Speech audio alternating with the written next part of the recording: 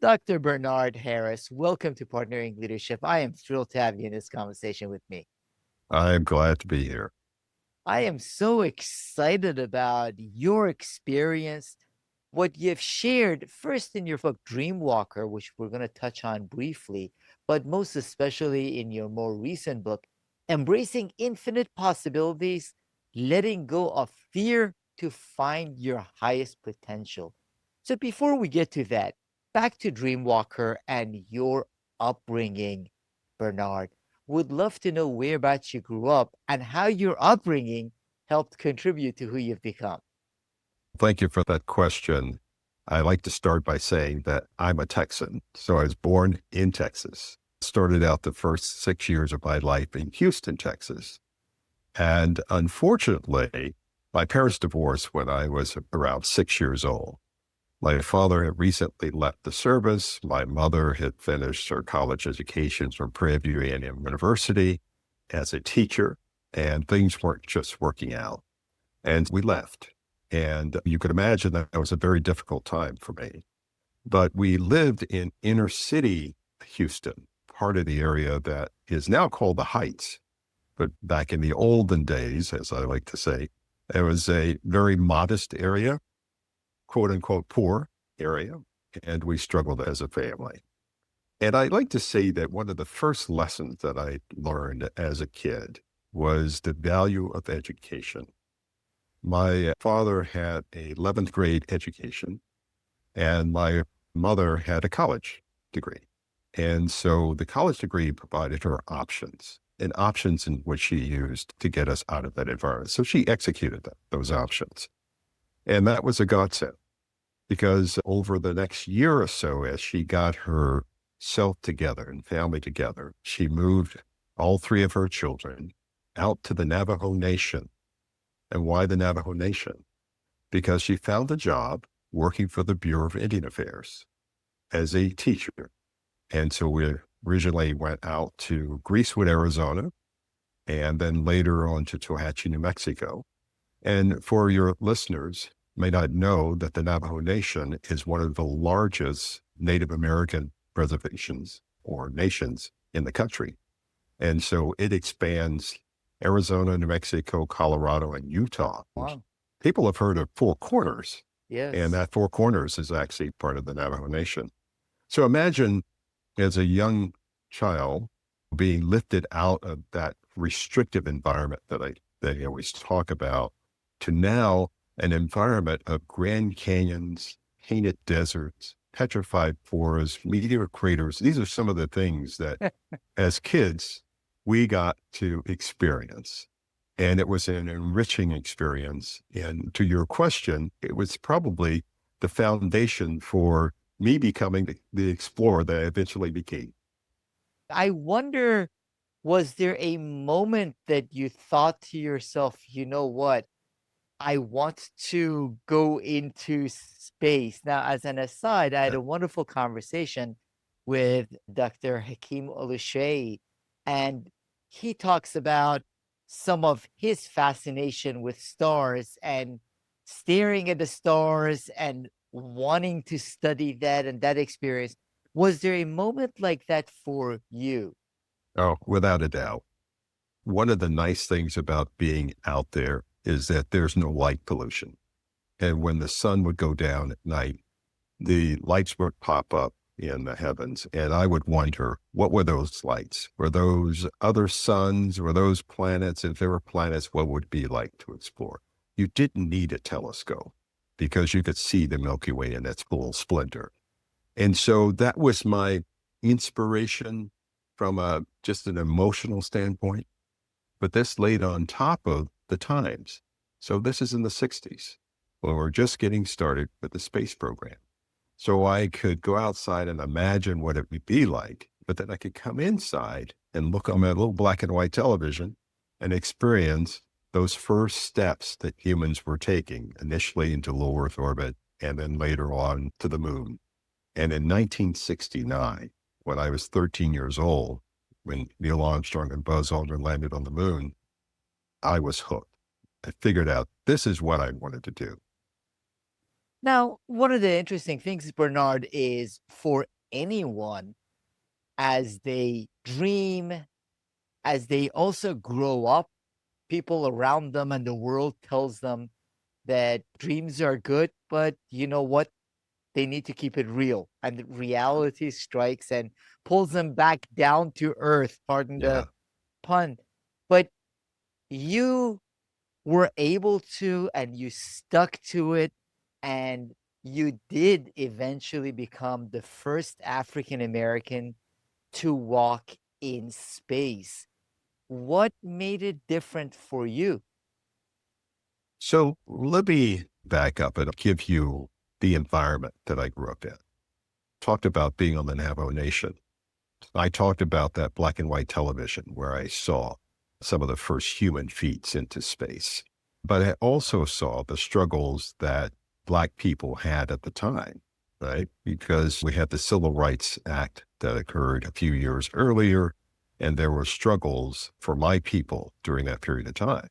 So I could literally, on one channel, see some of the greatest accomplishments of humankind, and on the other, see the suffering that was happening during that period of time.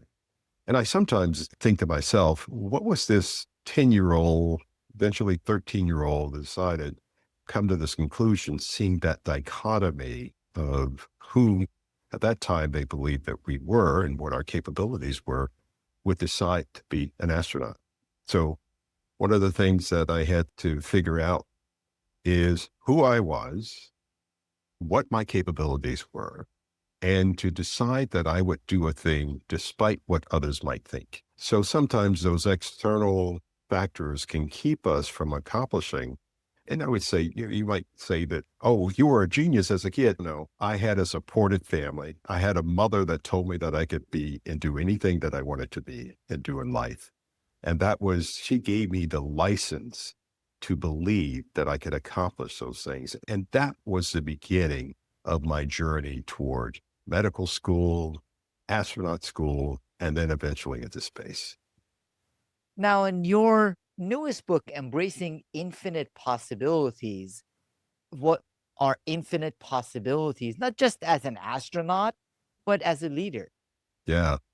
One of my favorite sayings, and I kind of expound on this in the book, is that I believe that each and every one of us are infinite beings with infinite possibilities. And those are the things that sort of drove me as a young person. Even though I didn't know those words or use those words, that really summarizes that we are all born for a reason, that we are all born multi-potential, that we're all born with multi-talented.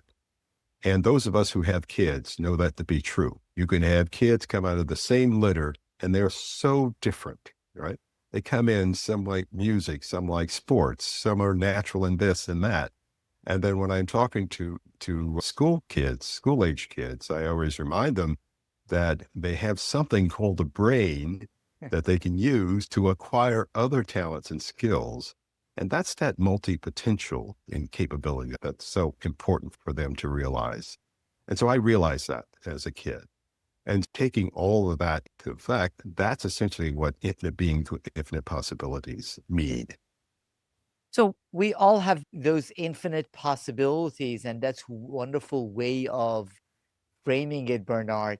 You also talk about us having a kryptonite of our own. For you, fear was your kryptonite.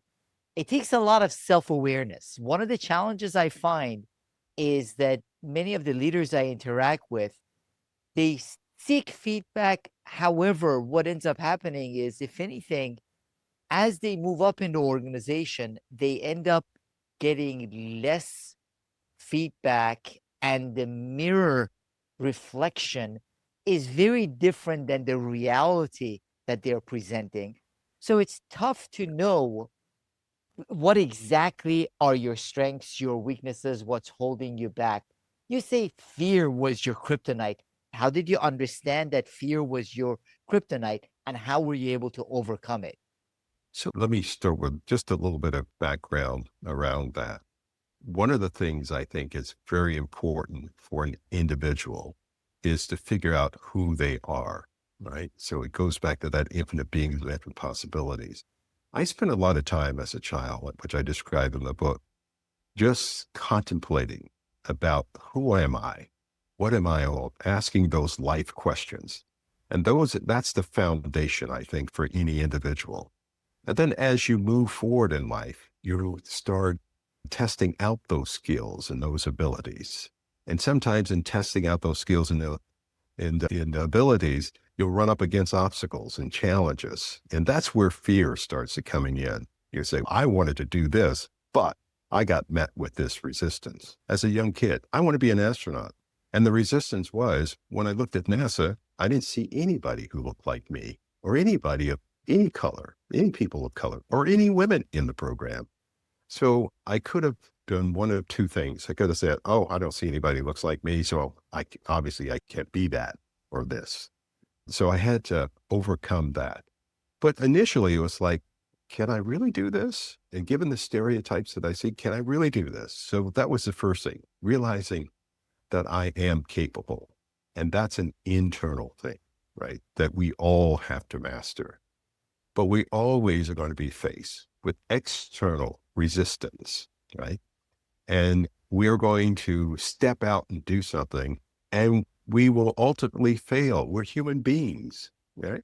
So when we fail, again, we have a choice. We can look at that failure as something to be afraid of, or we can look at that failure as an obstacle or as a challenge to make us better. And that's, I learned that probably in middle school, just doing normal middle school stuff, sports and grades and things like that. And realizing that I do have that capability to overcome. And yes, no doesn't mean no. It may mean not now. And failure is not permanent. It's a avenue in which to grow toward more success. That failure can help with greater success when you recognize it as what you mentioned is somewhat like a stepping stone. Now, you also mentioned that you overcompensated through achievement. Yeah. Isn't that a good thing, Bernard, for us to overcompensate and achieve? Yes. The overcompensation part, I did not realize until much later in life because I was reacting to my environment. So if someone said, oh, you can't be an astronaut because you're Black, I'll say, I'll show you. Or someone say, you can't go to medical school because they're not allowing you to go to medical school. You're not smart enough. I'll show you. And so I developed this defense mechanism. And my defense mechanism was one of growth. So every time I was met with a obstacle of some sort, I would say, how do I overcome it? And that translated to going to medical school at one point. That translated into going to business school and getting an MBA at another point when I was told that I could not be an entrepreneur, right? Or I can't be an investor because doctors are the dumbest investors. I heard that over and over again. And I said, no, that can't be true. So I got an MBA. So at least when I went and asked for money, when we were raising money for my firm, they couldn't use that argument against you. Oh, he's a doctor. Oh, yeah, but he does have an MBA too. And so that's good. But to your point, as I got older, I realized that that constant churn of achieving and acquiring stuff does wear on you. And at some point, it has a lot of positives. It can make you successful. But if you're not careful, it can also pull you down. And that's what I learned that I recognized later in life. And I share that revelation in the book. So, how do you believe it can pull you down? That all seems pretty positive. It's positive, and in general, for my life, it's positive. If you think about all of the things that I have done. In fact, I recently did an event where I was speaking, and the guy that was introducing me got up and he was going through this litany of things, that accomplishments that this person done. And I'm sitting there going, what the hell is that? Who is that? Introduce Who me is to that that? person. I realized that's me. So those are wonderful accomplishments, right? And that's great, all well and good. But sometimes you have to get off the treadmill. Sometimes being on that treadmill in life can wear you down. And it can end up impacting you personally. It can impact your family. It can impact the people who are closest to you. And so I started recognizing that. And I also was helped with my daughter that said, why did you do that? She reminds me, she keeps me grounded. It was in that discovery that I realized that's all well and good, but everything in balance is important. Yeah, I love the way you are talking about it, Bernard, because achievement is good. But to a certain extent, those become externally imposed goals, whether we think about them that way or not. It's the challenges that are thrown to us by others and the world around us rather than us being internally driven with what's important to us. Part of what I get from you is that there is a need for that balance. Because the other point you make that I would love to get your thoughts on is you say we are not who people think we are. Yeah. And you challenge us and challenge leaders to shed our false identities. Yeah. It's so important. And 2 points I want to make here. One is those internal versus external drivers. It's important for us to be internally driven and externally influenced. But those influences, we have to recognize whether they're going to be positive influences on us or negative influences. And so being able to recognize those differences are pretty important. But that internal strength that an individual has will allow you to overcome the negative external things that we all have to deal with, right?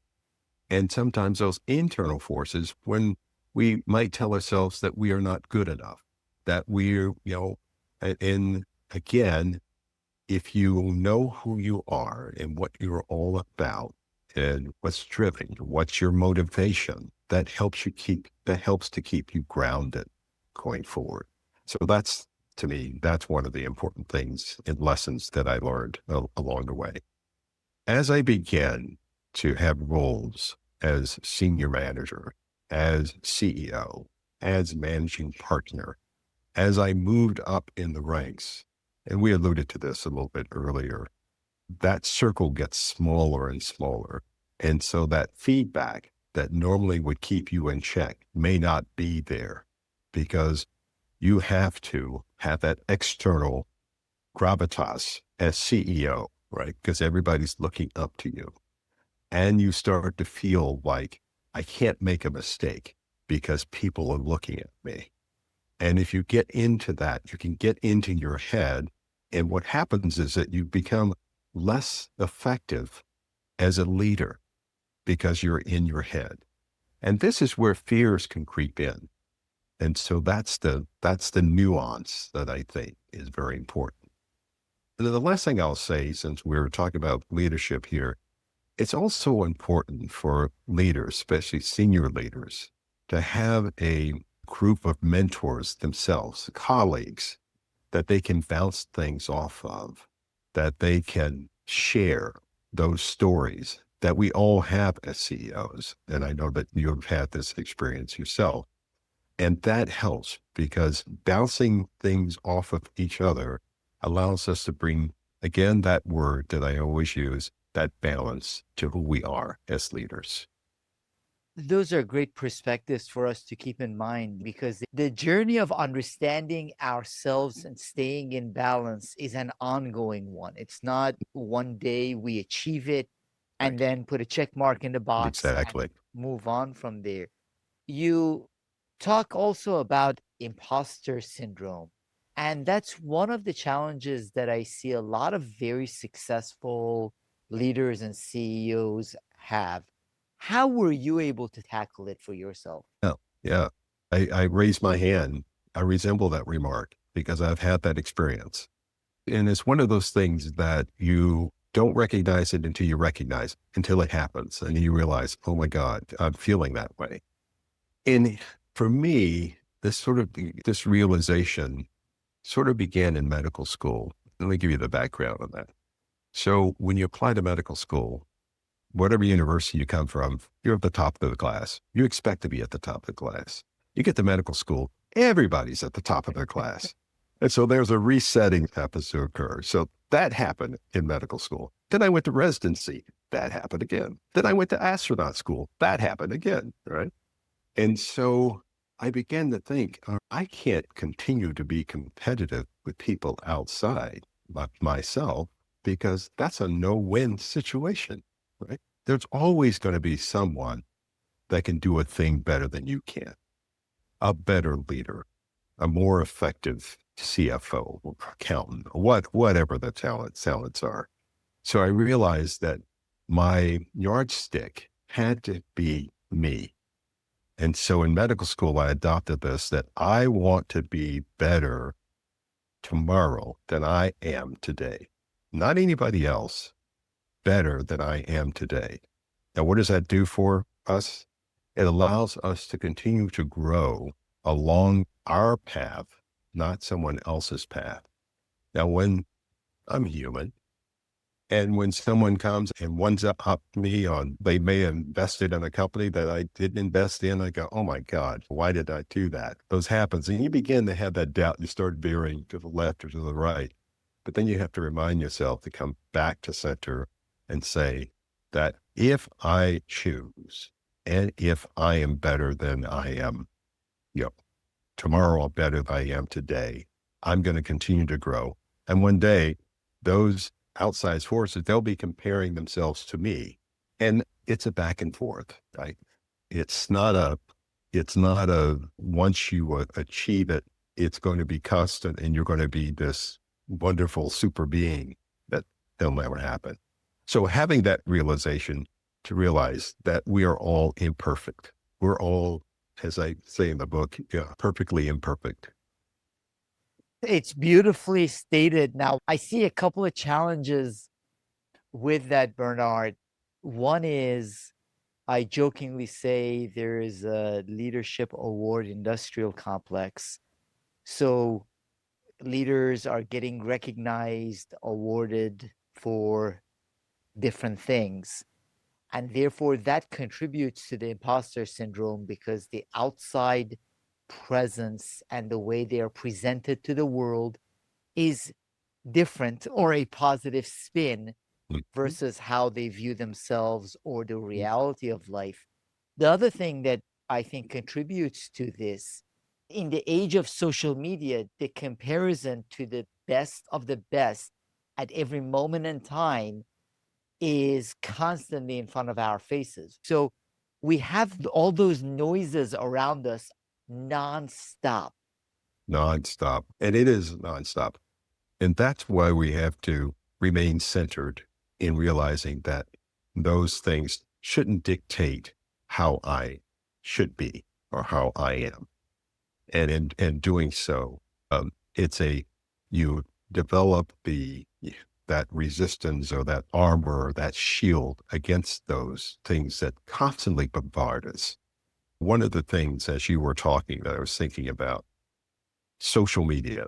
I remember when it first came out, there was a lot of psychiatrists that said this could be an issue. And you remember when gaming came out and said could be an issue.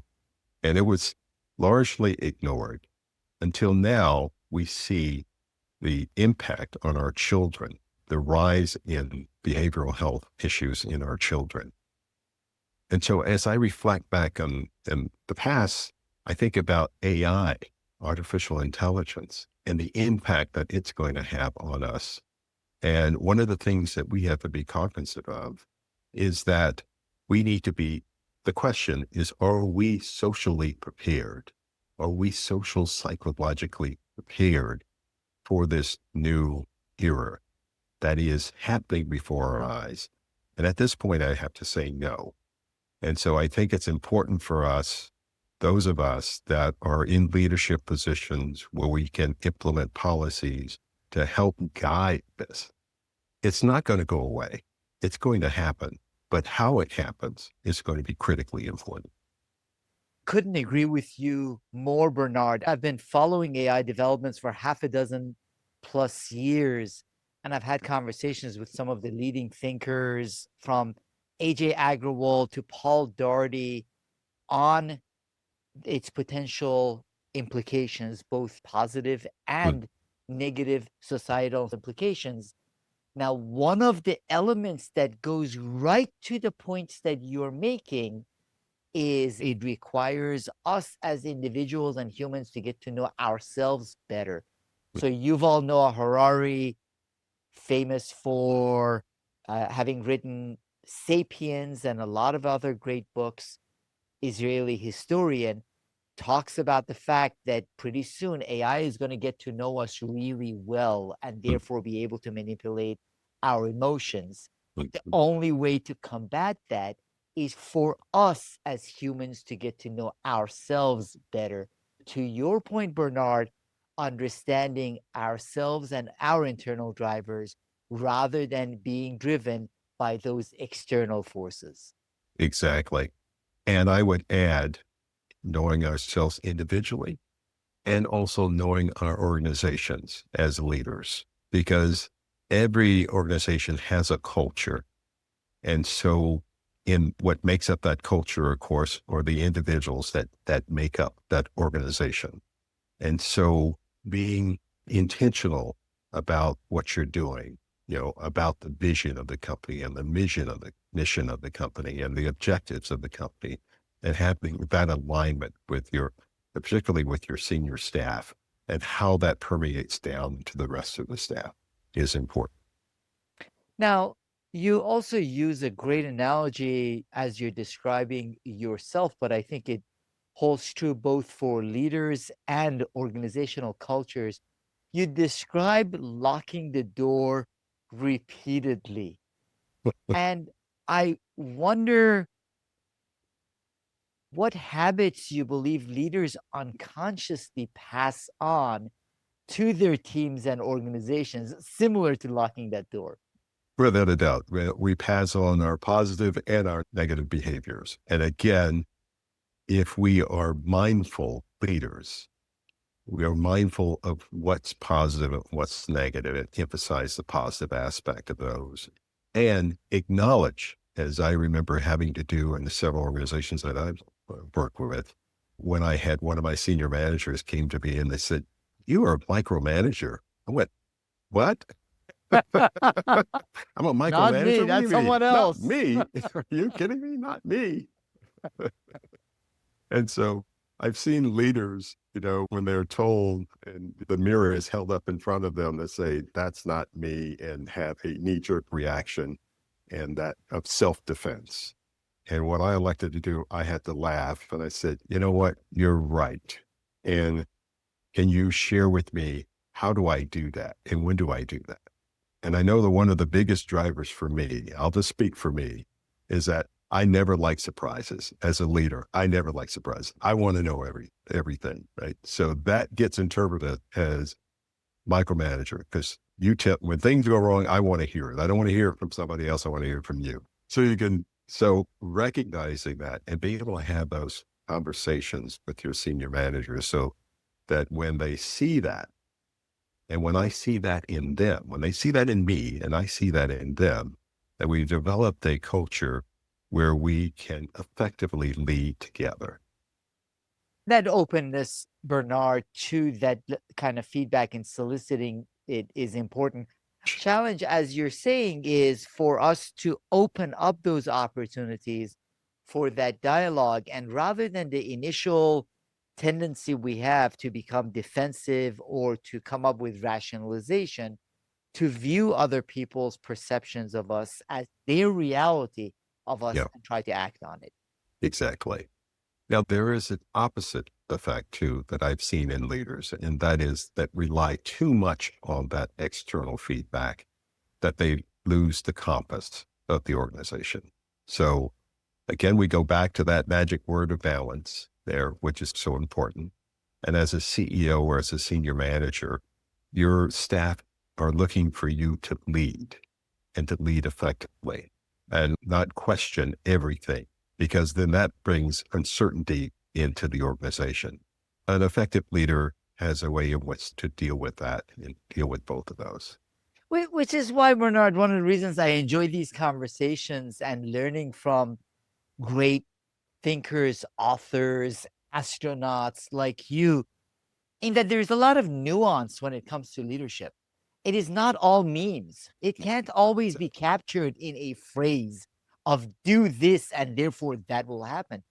There is balance, and to understand the balance requires nuance. Now, another thing that I think you have a great nuanced take on is the balance of humility, which I'm sure by now the audience has gotten a sense. You have a lot of humility, which is important. But on the other side, as a leader, you need to be able to sell yourself. So, how have you been able to do that in balance where you are not a chest thumping self promoter on one end of the scale, or on the other end of the scale, overdoing humility and lack of confidence and not promoting what you have been able to accomplish, what you bring to the table and contribute? Yeah, that is a very good question. It's difficult to answer because it really is based on the individual personality of the leader, whoever that leader is. For me, I always think that your actions speak louder than words, than what you say. So what you do is so important. And people are going to be looking at your actions and somewhat of you in your words, but your words should be aligned with the actions and what you're doing. So you can't say, I'm going to go this direction, but hey, go in that direction, but then your words are saying something different, right? So that has to be that alignment. The other aspect of, I think is really key is being intentional about those actions, right? We talked a little bit about the vision of an organization and the mission of the organization that helps to align those types of things. But that vision and that mission and those objectives, this is where, as a leader, that you have to act around those things that you say that you're going to do and say that you're about and the organization's about. That allows for people to naturally fall in with you and help you move things along. Anything other than that will take the organization off kilter. Leadership is example, and therefore that balance comes in through the example that you're consistently setting with even the minor things that people pick up. So, in addition to having been an astronaut and having gone to medical school and business school, you've also been a very successful business person. Sometimes people who have success in those other arenas aren't able to effectively transition and become successful business people. What has it taken for you to be able to also become successful in business? I would say it's the same formula that I use for medical school, astronaut school, business school, and being an entrepreneur in venture capital. And that is once I set a goal, have a vision in my head, this is something I want to do. I call it a dream. And once I have a dream, I do research and I say, what will it take to accomplish that? And usually it's some type of education, whether it's formal or informal education, right? And I go and I gather that because I want to make sure that if I'm going to be an astronaut, I'm going to be the best astronaut I can. If I'm going to be a doctor, I'll be the best doctor that I can. And I'm going to do that through gaining that knowledge that becomes then part of who I am, right? And as that becomes part of who I am, then it allows me to be successful in that. And one of the prime examples of the next thing I'm going to say is when I transitioned from being an astronaut, flying in space, into business, I didn't know anything about business. I got hired as a senior vice president of a corporation. And I remember sitting in the first board meeting and the CFO got up and he says, here are our financials and here's our spreadsheet. And he started talking all these different acronyms. I had no idea. I was faking it. Well, I had no idea. But as soon as that meeting was over with, I went and I looked up, what does this mean? What's P&L? What does ROI mean? And all that sort of thing. And I realized that, okay, I can learn that, but probably formal education is probably much quicker than what I would get otherwise. So that's why I went back and got an MBA. And then I found mentors, people that were doing that were successful. And I went to them and they says, how can I be as successful as you are? I did that in my first job in business. I did that when I started my venture capital firm, have mentors. I still have those mentors today that took me under their wing and said, this is how you do it. And that helped. So that's that informal mix with the formal education. But you have to be knowledge. You have to have that knowledge. And you have to be willing to admit to yourself that I don't know that, but I want to know that. What an outstanding perspective that is also known as having a growth mindset. You got it. I don't know it yet. However, with the effort, now the effort requires some education. In your case, it was also some formal education, some mentorship, seeking others who are willing to give back to you and support you. Through that, I can and I will. So, first is the recognition that I'm not good enough. I don't know yet. It's not, I'm an astronaut. I can walk in I, space, therefore I I can know it do all. anything. Yeah, no, that's one way to get into trouble fast. That is a way a lot of successful people get in trouble, though, Bernard. They In do. that once we are successful in a field, we stop growing, stop learning. You have continually found avenues and different ways to grow and learn. Now, Yeah. another thing that you say in your book, you say your dreams, your future. So, what does that look like for you now? I used to have this saying when I first started speaking, and that was dreams are the reality of the future. And I think I did put this quote in the first book of that. And what I mean by that is that you can't have a future without seeing it first. You've got to envision yourself doing it. As a kid, it was me envisioning myself in my very own spaceship going up into space. As a high school student, it was me visioning that I was going to go to this college. And when I was in college, I was visioning that I could be this doctor, and I had images of what that doctor. And so you can see on and on. And so that's the formula that I use. The vision that gets set in your head becomes that guiding star for the rest of it. And I also put this quote in, it's not my quote, that when you have your mind set on a thing, I believe that the universe conspires to make it happen. And I can tell you that there have been moments in my life when I decided to do a thing, like getting an MBA, and all of a sudden there is a new MBA program in where I was living at the time, that got something. It just happened to coincide. I can also talk on being in residency, finishing up my internal medicine residency, when I told one of my professors that I wanted to be an astronaut. And guess what? He was one of the physicians who picked up the original astronauts. Go figure that. And so at every step, when I wanted to go into the venture capital business, being on the dais, speaking at a conference with one of the leading venture capitalists, and we're sitting side by side, and I'm looking over at him and saying, wow, I like what he's doing. Which leads me to and I know we're talking about leadership and not spirituality, but I want to throw a little bit in it. Again, I think that universe, for me, is God. I believe in a higher power. I believe that there is nothing that happens in our life is by accident.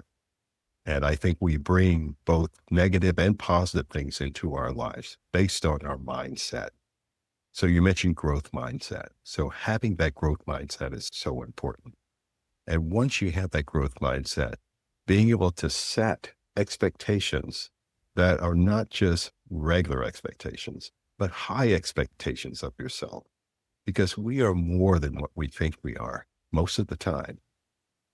When we say that we can do a thing, we actually can do more than that. We actually dumb ourselves down, if I can put it that way, when we ought to be lifting ourselves up. What a beautiful perspective filled with optimism, hope, and action. You got to act on it. It's that willingness to learn, willingness to act, willingness to put yourself in positions where you can run into the people who can support You know, you in making that a reality. That's a beautiful way of looking at it, which is how you have looked at your own life and your own journey, having shared it first in your book, Dreamwalker, and now embracing infinite possibilities. Bernard, where can the audience find out more about your book, follow your work, and connect with you? that's easy. You initially go to our website, theharrisinstitute.org, and there is a link to where you can get the book. There's also some additional information, some more tidbits that you and I have talked about on the show today. And the book is available in all of the usual places, Amazon, books.com, Barnes and Noble, and the like. We will put a link to those in the show notes. It's been an incredible joy having this conversation with you because you don't only talk about it, the radiance for anyone who gets a chance to see the video as well comes across the screen. You embody embracing infinite possibilities. So thank you so much, Dr. Bernard A. Harris Jr., embracing infinite possibilities, letting go of fear to find your highest potential. Really appreciate you sharing some of your journey and insight with the partnering leadership community. Thank you.